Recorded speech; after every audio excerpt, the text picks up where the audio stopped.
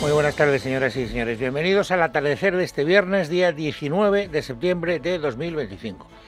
Lo que les tengo que contar hoy, en primer lugar, es que el gobierno no es capaz de desbloquear una situación política, quiero decir, que está más varada que la sirena de Alejandro Casona, porque no hay forma de que los hombres se encuentren, sobre todo el hombre, es decir, el presidente del gobierno, es decir, Pedro Sánchez, encuentre las complicidades políticas que necesita para poder decirnos que tiene, en fin, bajo control una situación política que, insisto, está completamente enquistada. Ustedes probablemente sabrán, si han seguido la información de las últimas horas, que ayer hubo una expedición express capitaneada por el expresidente Rodríguez Zapatero para entrevistarse con Puigdemont. Y el objetivo de ese viaje era conseguir que Junts se ablandara y que se aviniera a negociar unos presupuestos y llegar a algunos acuerdos que pudiera esgrimir después el gobierno para poder justificar que efectivamente tiene la mayoría necesaria para seguir gobernando. No se saben demasiados detalles del encuentro ayer de Zapatero, pero sí se sabe que el encuentro se saldó con un sonoro fracaso. Esto es lo que ha trascendido y esto es lo que cuentan algunos medios de comunicación, porque Puigdemont le dijo: mire, usted no me vuelva a llamar a la puerta mientras no me cumpla lo que promete. Usted es muy largo en la palabra y muy corto en la acción.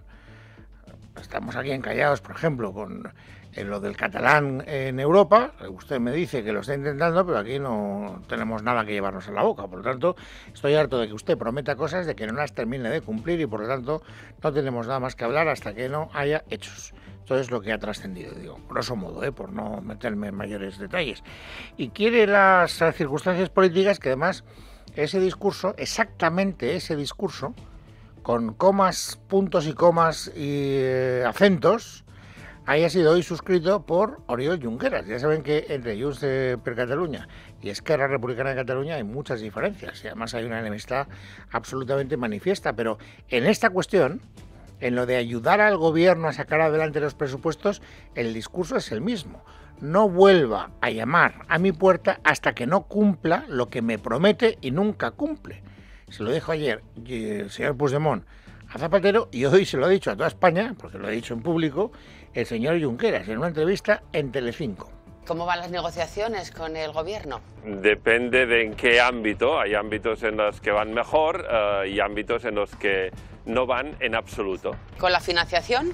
No va. ¿Y los presupuestos? Saben que ni los apoyaremos, ni siquiera habrá negociación presupuestaria mientras no se cumplan los compromisos que ya existen, porque todo el mundo puede entender que no tendría sentido llegar a nuevos acuerdos con aquellos que incumplen los acuerdos vigentes.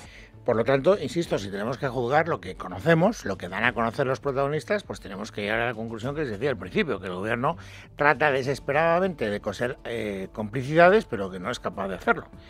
Y además, yo creo que están especialmente desesperados, ¿no?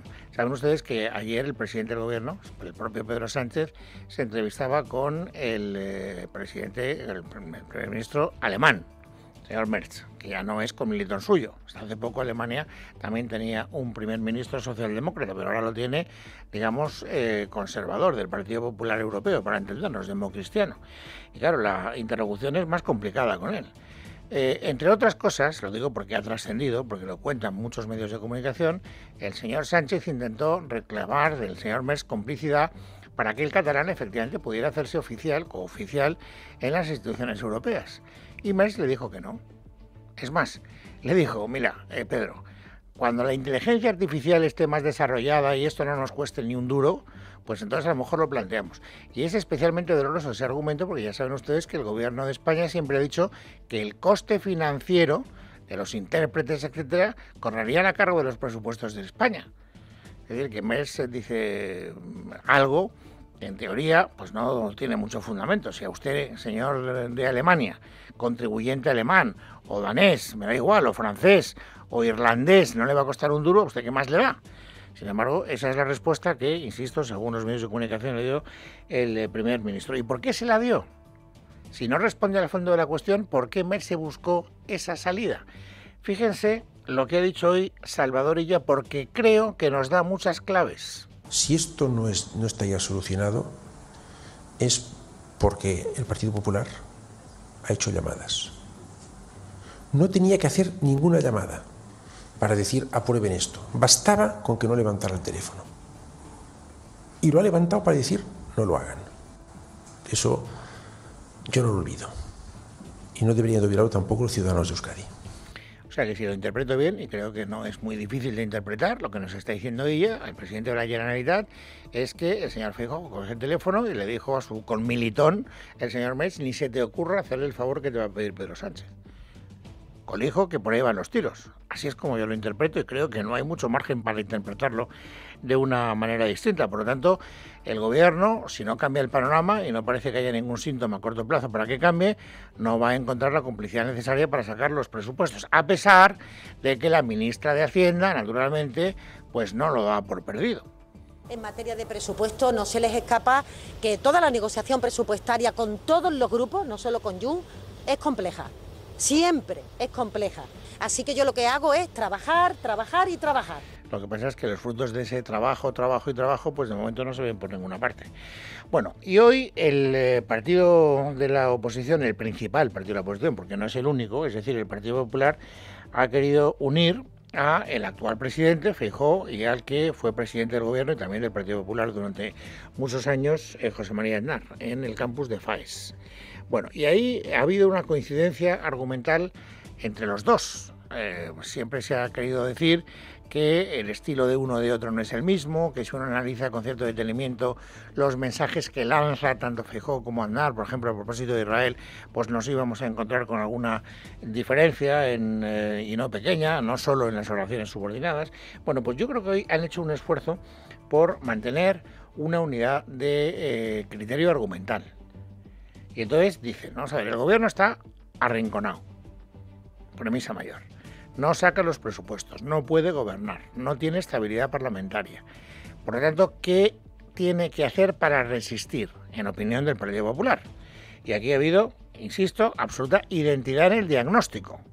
Tanto Feijóo como Aznar creen que lo único que puede hacer el gobierno para resistir es tensionar, apelar a la violencia, utilizar la violencia en beneficio propio. Escuchen primero a Feijóo. Quien carece de ideas, quien está hasta el cuello de corrupción, quien ya sabe, sin el aval de la mayoría de la sociedad, necesita conflictividad y necesita cronificarla. El gobierno, a la desesperada, ya no tiene más a lo que agarrarse para generar la máxima tensión posible. Y ahora escuchen a José María Aznar. Cuando un gobierno alienta primero y se felicita después por la comisión de disturbios violentos, es que ese gobierno ha dimitido de su responsabilidad sin renunciar a su poder. Y quiero decir, mucho cuidado con un poder dispuesto a ser rehén voluntario de la violencia. Mucho cuidado con un poder dispuesto a ocupar, según convenga, o simultáneamente, el papel de policía y el de agitador callejero. Bueno, yo creo que tanto Feijóo como Aznar, al hacer estas declaraciones, tenían en la cabeza lo que ocurrió el domingo pasado en la última etapa de la Vuelta Ciclista a España. Y sobre todo en las declaraciones previas del presidente del gobierno, alentando la manifestación que después acabó como acabó, con 22 policías heridos, como todos recordamos. Sobre el fondo de la cuestión, sobre lo que está ocurriendo en Gaza, sobre la política, yo creo que intolerable, que está desarrollando el señor Netanyahu, ha querido también manifestarse Feijóo. Ha condenado lo que está ocurriendo en Gaza varias veces, pero hoy ha querido marcar un perfil propio del Partido Popular y le ha dicho al Partido Socialista lo que opina a propósito de ese conflicto. No es normal que un presidente llame al boicot de un evento deportivo internacional que se celebra en su país.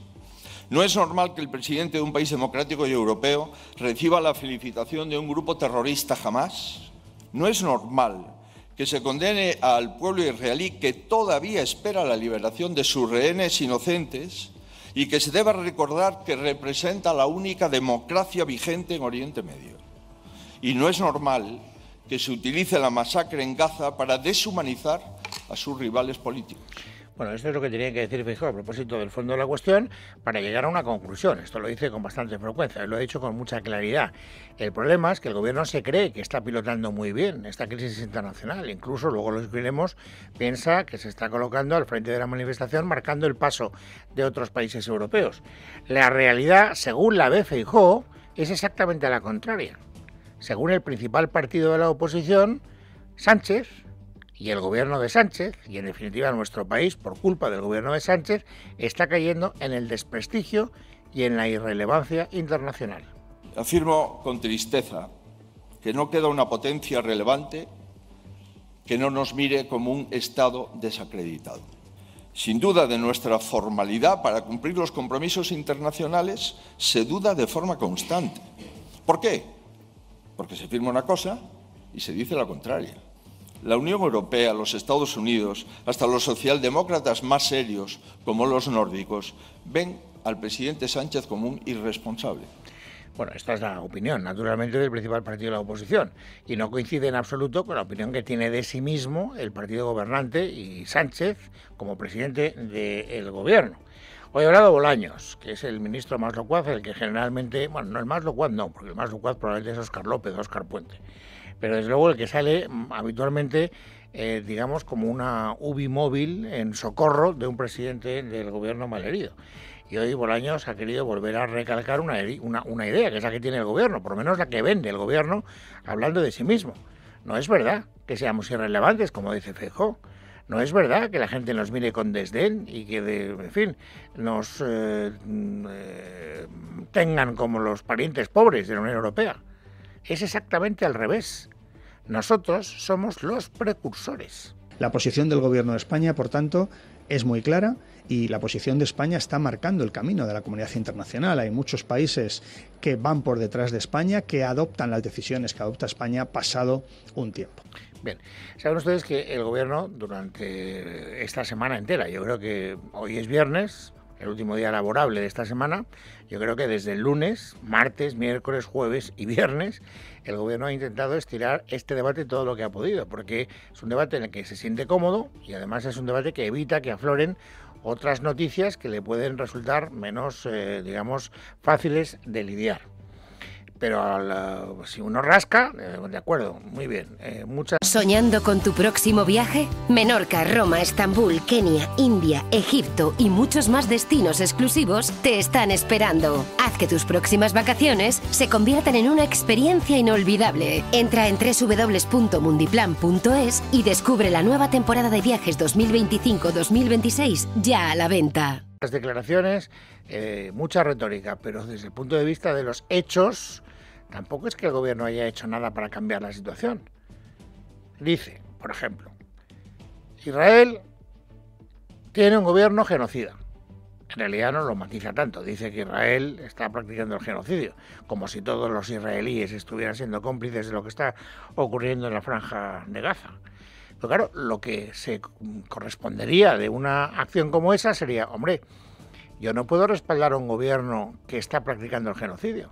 Es más, yo no puedo mantener relaciones diplomáticas con un gobierno que esté practicando el genocidio. Sin embargo, a la hora de llamar genocida a Netanyahu, ellos son los primeros, siempre que eso no implique, digamos, llegar más lejos. Se lo han preguntado a Álvarez. Oiga, ¿España romperá entonces las relaciones diplomáticas con Israel?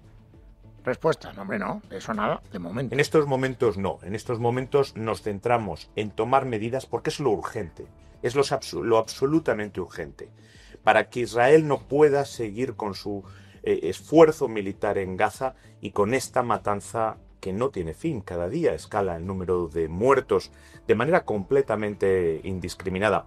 Por lo tanto, pues nos retiraremos de Eurovisión y haremos declaraciones muy incendiarias para que quede claro que estamos tratando de salvar nuestra responsabilidad, pero nada más.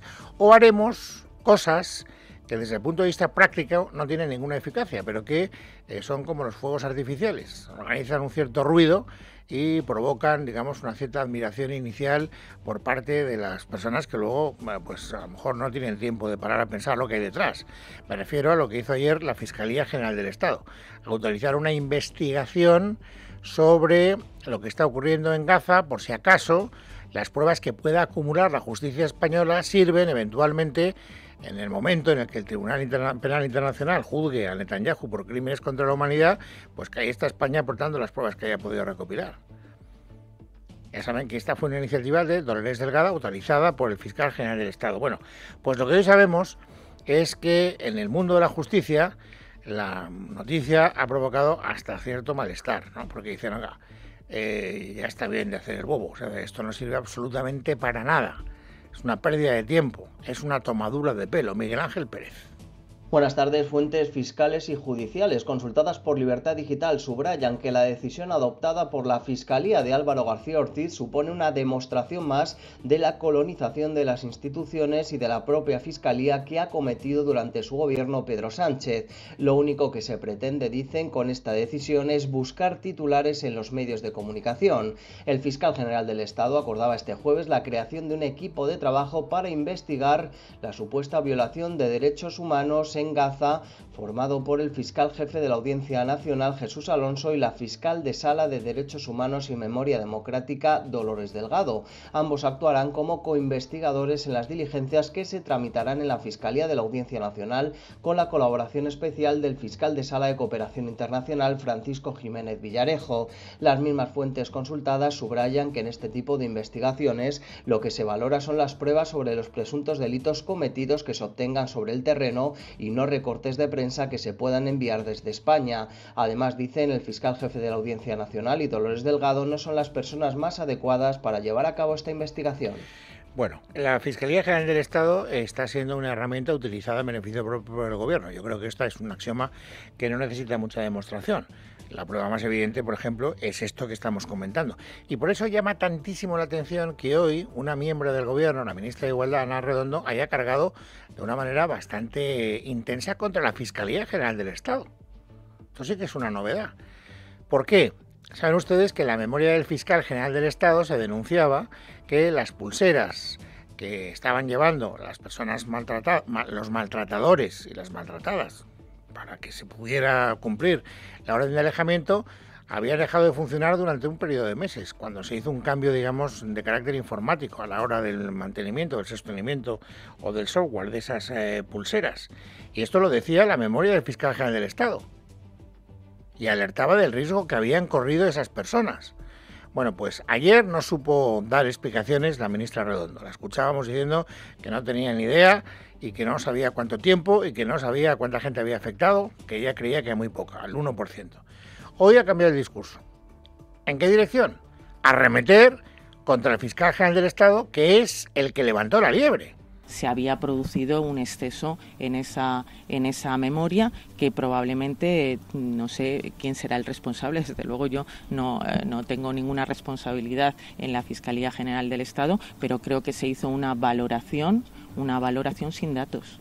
Bueno, la memoria la firma el fiscal general del Estado, señora Redondo. Lleva el nombre Álvaro García Ortiz, fiscal general del Estado, es que él firma la memoria anual del estado de la delincuencia en nuestro país. Por tanto, si tiene usted que buscar un responsable de ese exceso, no tiene que andar muy lejos, ya lo sabe. Se llama Álvaro y se apellida García Ortiz. Ella ahora dice que es todo consecuencia de una investigación de un error del fiscal general del Estado. Me sorprende. Ayer decía, ha tenido pocas consecuencias en pocas personas. Hoy resulta que el discurso es que no ha tenido ninguna, prácticamente ninguna. Lo único malo que ha ocurrido es esto. Fue simplemente un problema técnico, un problema de encriptación de datos, que pudo generar que en algunos procedimientos mínimos, puntuales, como hoy dice la Fiscalía, esos datos no estuvieran a disposición del juzgado cuando iba a valorar si se había producido un quebrantamiento de condena. Bueno, esto es muy fácil de verificar y después, dentro de un ratito, tendremos la oportunidad de hablar con algunos de los abogados que han llevado casos de esta naturaleza para que nos digan el impacto que ha tenido durante esos meses, 8 meses, los fallos informáticos en esas pulseras. Desde luego, quien no se cree las declaraciones de la ministra Redondo ha sido el jefe de la oposición, el presidente del Partido Popular, que ha dicho que esto no puede quedarse así y, de hecho, lo ha prometido, no se va a quedar así. En mi opinión, esto no puede quedar así. Es incompetencia, error tras error, es indolencia, se desoyeron las advertencias, es ocultación, se escondieron durante meses los efectos de la negligencia y es ya mala fe, porque a esta hora, en lugar de dar la cara, el Gobierno se esconde y no da ninguna información. Es viernes, es 19 de septiembre de 2025. Vamos, amigos, ahora a completar el paisaje informativo sobresaliente del día. Esther Nieto, bienvenida, buenas tardes. Buenas tardes, Luis. El presidente de la Confederación Hidrográfica del Júcar, Miguel Polo, ha roto hoy su silencio después de casi 11 meses. Esta mañana ha comparecido como testigo, lo ha hecho por primera vez ante la jueza que investiga la trágica dana que el pasado 29 de octubre dejó 229 fallecidos. Polo ha declarado que fue él quien planteó que se enviara el mensaje de alerta a la población hacia las 6 de la tarde, es decir, más de 2 horas antes de lo que mandara la Generalitat. Sin embargo, Polo ha lamentado que no se tomaron decisiones por parte de la entonces consejera Salomé Pradas, que en ese momento aseguró que no entendía por qué se declaraba la emergencia. El presidente de la Confederación Hidrográfica del Júcar ha llegado a los juzgados de Catarroja increpado por familiares de víctimas. Conta la veritat, no vingues a enganyar. No, però la veritat que mira, ma mare està morta. I tu què?